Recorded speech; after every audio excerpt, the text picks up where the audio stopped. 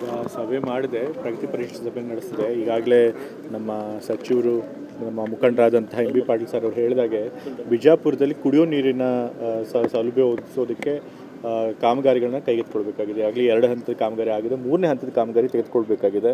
ಬಿಜಾಪುರದ ಜನಸಂಖ್ಯೆ ಜಾಸ್ತಿ ಆಗಿದೆ. ಅವ್ರು ಸುಮಾರು 3 ಲಕ್ಷದ ಜನಸಂಖ್ಯೆಗೆ ಅಂತ ಹೇಳಿ ಮಾಡಿದ್ದಾರೆ. ಬಟ್ ಈಗಾಗಲೇ 4-4.5 ಲಕ್ಷ ಅಷ್ಟು ಬಂದಿದೆ. ಸೊ ಹಾಗಾಗಿ ಮತ್ತು ಇಲ್ಲಿ ನೀರಿನ ಮೂಲ ಚೆನ್ನಾಗಿದೆ, ನದಿ ನೀರನ್ನೇ ಇರೋದ್ರಿಂದ ಮತ್ತು ಇಯರ್ ರೌಂಡ್ ಆಲಮಟ್ಟದಲ್ಲಿ ನೀರು ಇರೋದ್ರಿಂದ ನೀರು ಮೂಲ ಚೆನ್ನಾಗಿದೆ. ನಾವು ಕಾಮಗಾರಿ ತೆಗೆದುಕೊಂಡು ವಾಟರ್ನ ಟ್ರೀಟ್ ಮಾಡಿ ಮನೆಗೆ ಕನೆಕ್ಷನ್ ಕೊಟ್ಟರೆ ಖಂಡಿತ ನೀರು ಬರುತ್ತೆ. ಸೊ ಹಾಗಾಗಿ ಅದಕ್ಕೋಸ್ಕರ ಅನುದಾನ ಕೊಡಬೇಕು. ಖಂಡಿತ ನಾನು ಪರಿಶೀಲನೆ ಮಾಡಿ ಮುಖ್ಯಮಂತ್ರಿ ಸಚಿವರೇ ಖುದ್ದಾಗಿ ಅದನ್ನು ಮನವಿ ಮಾಡಿದ್ದಾರೆ. ಸೊ ಹಾಗಾಗಿ ಅವ್ರು ಮನವಿ ಮಾಡಿದ ಮೇಲೆ ಅದನ್ನು ಖಂಡಿತ ಗಂಭೀರವಾಗಿ ಪರಿಗಣಿಸಿ ಅನುದಾನದ ಲಭ್ಯತೆ ನೋಡಿಕೊಂಡು ಆದಷ್ಟು ಬೇಗ ಈ ಕುಡಿಯೋ ನೀರಿನ 3ನೇ ಕಾಮಗಾರಿಗೂ ಕೂಡ ಅನುದಾನ ಕೊಡಿಸೋದು. ಹೌದು, ಆ ಸಮಸ್ಯೆ ಇತ್ತು ಗುಂಟಾ ಇದಕ್ಕೆ ಅಂತೇಳಿ.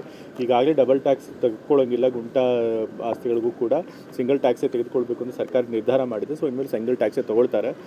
ಬಟ್ ಅದು ಎಷ್ಟೊಂದು ಸರಿ ಸಚಿವರು ಹೇಳ್ತಿದ್ರು ಸಭೆಯಲ್ಲಿ, ಅವರು ಇಲ್ಲೀಗಲಾಗಿ ಕನ್ಸ್ಟ್ರಕ್ಟ್ ಮಾಡಿ ನಾವು ಅವ್ರಿಗೆ ಫೈನ್ ಆಗಿದೆ, ಪಾಪ ಲೀಗಲಾಗಿ ಕನ್ಸ್ಟ್ರಕ್ಟ್ ಮಾಡಿರೋ ಥರನೇ ಅವನು ಟ್ರೀಟ್ ಮಾಡಿದ್ರೆ ಪಾಪ ನಾವೇ ಅವರಿಗೆ ಇಲ್ಲೀಗಲ್ ಮಾಡೋದಕ್ಕೆ ಇನ್ಸೆಂಟಿವೈಸ್ ಮಾಡ್ದಂಗೆ ಆಗುತ್ತೆ, ಅವ್ರಿಗೆ ಎಂಕರೇಜ್ ಮಾಡ್ದಂಗೆ ಆಗುತ್ತೆ. ಬಟ್ ಆ ಸಮಸ್ಯೆ ಇದೆ. ಬಟ್ ಪಾಪ ಯಾರು ಈಗಾಗಲೇ ಆಸ್ತಿ ಖರೀದಿ ಮಾಡಿಬಿಟ್ಟಿರ್ತಾರೆ, ಅವರ ಒಂದು ಹಿತದೃಷ್ಟಿಯಿಂದನೂ ಕೂಡ ನಾವು ನೋಡಬೇಕು ಅಂತ ಹೇಳಿ ಮಾನವೀಯತೆಯಿಂದ ಇದಕ್ಕೆ ಕೆಲಸ ಮಾಡಿದ್ವಿ. ಎಲ್ಲ ಅನುದಾನ ಇದ್ದಾರೆ ಹೇಳಿದ್ದಾರೆ, ಖಂಡಿತ ಅದನ್ನ ನೋಡಿ ಆದಷ್ಟು ಬೇಗ ಮಾಡಿ.